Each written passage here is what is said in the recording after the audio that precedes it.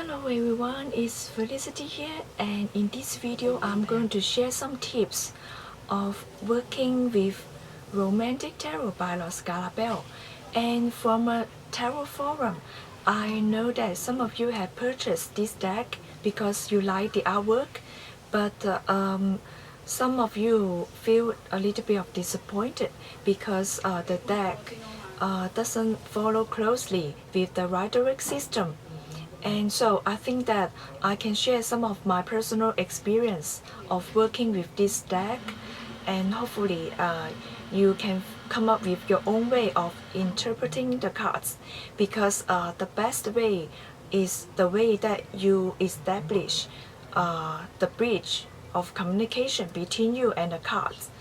And so first I would like to talk about the characteristics of this deck. I think that the deck really challenged us to think about both the positive side and less positive side of reality. As the name of this deck suggests, it's romantic tarot, and most of the time when couples fall in love and when they are in their honeymoon phase, usually everything is perfect and everything is going smoothly and everything is going so fine. But then after a while, issues may come up because maybe the illusion of love has been broken, or because the real personality of the couples reveal in front of each other. So it may create a conflict between the two. And so Romantic Tarot, this deck, really challenge us and ask us to look deep into the surface and to look at the positive side and the negative side of reality. Actually, reality has no positive or negative, but sometimes we think that those who trigger the happy emotion are positive moments, and those who trigger the negative emotion within us are those negative reality. And so this deck, I think that a lot of cards from this deck really shows a lot of happy moments of couples, but then why they put it into some tricky meaning to match with the Rider system, it is because the creator may want us to think deep, to look deep into the surface. And so you can find it, some of the cards illustrates the happy moments, happy couples, but then it is not very positive when we look at it in a less positive way. The good thing about this is that we can always shine some light into the situation with both coins, both sides of the coin. And so it helps us to look at the big picture of the reality with both negative and positive energy. And also the second main character of this deck is that pay attention to the fashion accessory, because fashion accessory in the old days is not just an accessory to decorate our body or our hair. For example, top hats or ladies' feather hats. Actually, it's act as a restriction between the females and the males. Also, it's like a social decorum. And also the second point is that look at the round table. I think that is from the card Seven of Swords. There's a round table and all the swords are pointing into the center of the table. And so it really trigger the emotion or trigger the memories of King Arthur's round table. So this are the things that we need to pay attention to when we interpret the cards. And so it is not possible for me to go from one card to another card. So I'm not going to show the cards one by one, but I will take some of the cards out to illustrate my point. And so now let's take a look at the cards.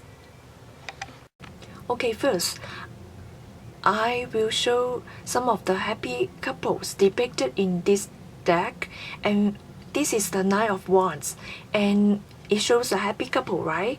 But look deeper. We see a girl standing behind the iron fence, and it seems that the girl feels like isolated because she cannot participate in her parents' activity. Maybe the parents are not taking her out, and so she feels isolated, neglected in a way, and it may generate some fire energy like anger or jealousy. See the red coat, the red style clothing that she's wearing here. And so this is a Nine of Wands. Another card is here. This is the Six of Wands, and usually Six of Wands means success. And here at the beginning, yes, it's a happy lady here carrying a caged bird, and she's actually smiling, enjoying the time with her partner here. But then look at the bird that is standing on the pole, on the wooden pole of the pier. And so this card challenges us to think about what you need, whether the thing you need or the thing you pursued really suits you. Just look at the lady, sometimes a bird can symbolize a freedom, the freedom to do the things you like, the freedom to pursue your dreams. And so in the old days, usually ladies, after getting married, they stay at home and be stay-at-home mother. And for someone who is ready to be a stay-at-home wife, of course, it's really nice. But for those ladies who like to pursue their own personal dream, then it may create a struggle because there's a restriction if they stay at home. If they only pay attention to their home, to take care of the family, they may not have time to pursue their own dream. So it really depends on the character of the lady, whether she feels happy being kept, whether she feels happy being a stay-at-home housewife. And so we can see another sign of the happy moment in this deck. Of course, sometimes the card put in a different position of the spread had different meaning. Okay, this is another happy couple. Depicted in the card is Eight of Pentacles. And the man in this card really works very hard to please the lady, and also it fulfills both couples' emotional needs as well.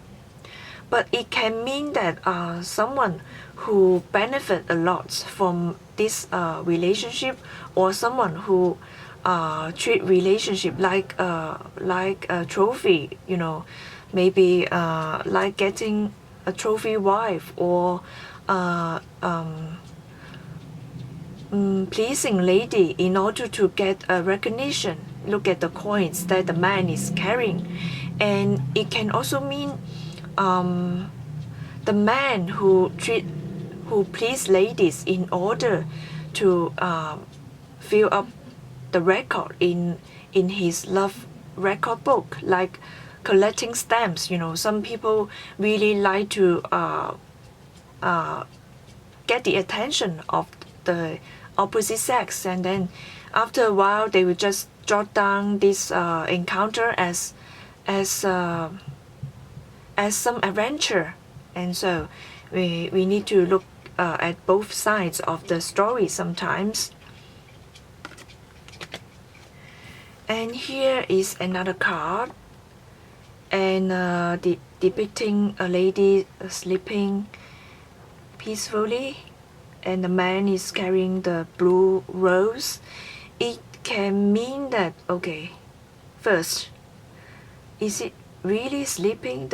Is the lady really sleeping, or she's just pretending to be asleep to avoid the conversation with her spouse? And is it a really open conversation between the couple? Do they really have the share of emotion, or is just some marriage of convenience? And the blue rose here, we can symbolize status and also faith. Of course, there's no trickiness or no cheating in this marriage, but maybe it's a little bit of a dry marriage, without a lot of emotional exchange or support. But the couple will just do their duty, or sometimes one of them trying to avoid the duty by pretending to be asleep.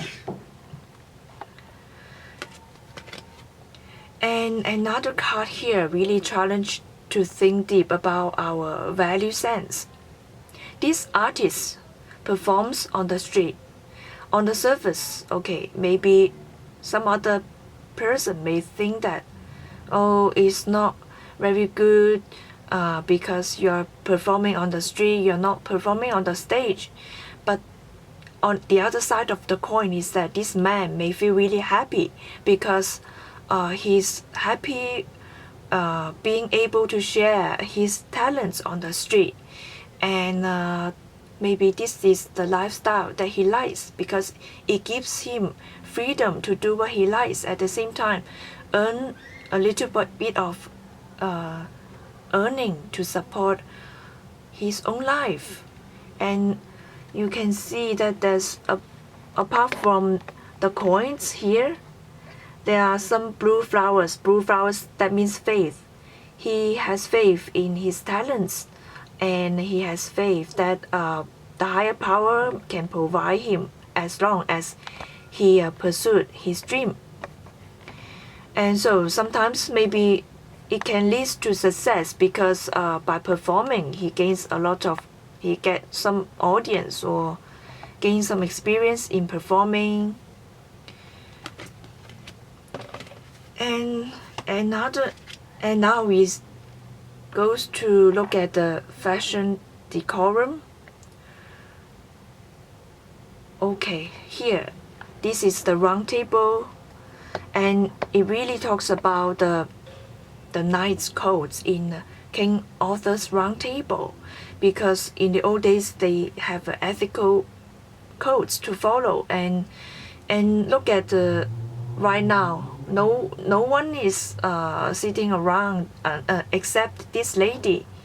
And maybe look at the society right now, what it means by a promise, what it really value.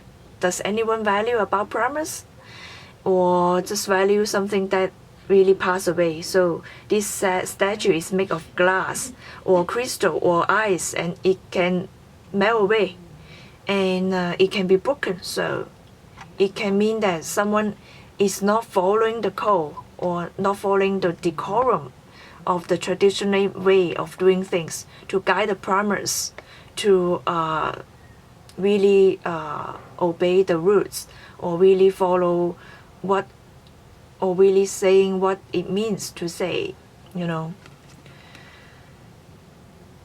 some value or some tradition just fades away in nowadays society. Okay, another thing to look at the card is to pay attention to fashion accessory, like top hat here, top hat and flower show up again and again here. top hat and flower on the scale. What does it mean? And again in this card, top hat and flower on the lady's hand. And again the hat from the lady is falling out. Another one, the hat is on the floor.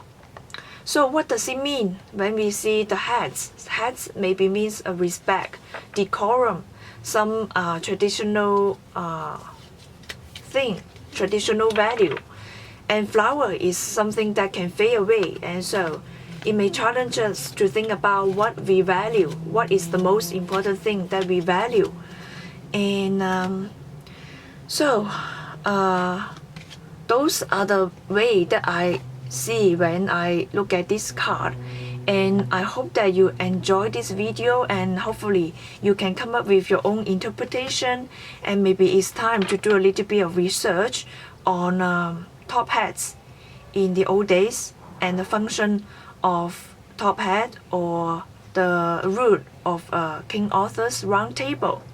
And see you next time. Thank you for watching. Bye.